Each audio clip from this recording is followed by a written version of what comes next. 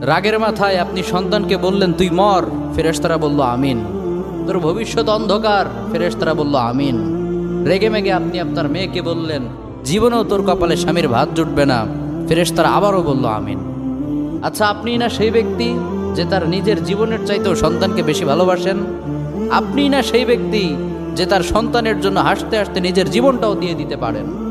আপনি না সেই ব্যক্তি যে আল্লাহর কাছে নিজের চাইতেও সন্তানের জন্য বেশি দোয়া করে? তাহলে কি করে নিজের হাতে নিজের সন্তানের এত বড় ক্ষতি করতে পারলেন? Doesn't make any sense. Common sense বলতে কিচ্ছু নাই আপনাদের? আপনারা কি জানেন না আপনাদের রাগের মাথায় বদদোয়া করাগুলো ফেরেশতারা আমিন বলে? দাওয়াতুল ওয়ালিদ আলা ওয়ালাদি, বাবা মা তার সন্তানের জন্য যেই দোয়া করে সেটা ভালো হোক কিংবা বদদোয়া হোক, আল্লাহ সেটাই কবুল করে নেয়। এজন্য খবরদার, নেভার কার্স ইউর চিলড্রেন। রাগের মাথায় কখনো সন্তানকে অভিশাপ করবেন না। খুব বেশি রাগ উঠে গেলে তার জন্য উল্টা ভালো দোয়া করেন। কাবা শরীফের একজন ইমাম আছে, ইমাম আল কালবানি। তার মায়ের যখন প্রচণ্ড পরিমাণে রাগ উঠে যেত, সে তার ছোট্ট সন্তানের জন্য দোয়া করে বলতো আল্লাহ তোরে কাবা শরীফের ইমাম বানাক। আল্লাহ ঠিকই তার দোয়া কবুল করেছে। এজন্য খুব বেশি রাগ উঠলে ভালো দোয়া করেন। আপনার সন্তানকে বললেন আল্লাহ তোরে হেদায়েত করুক।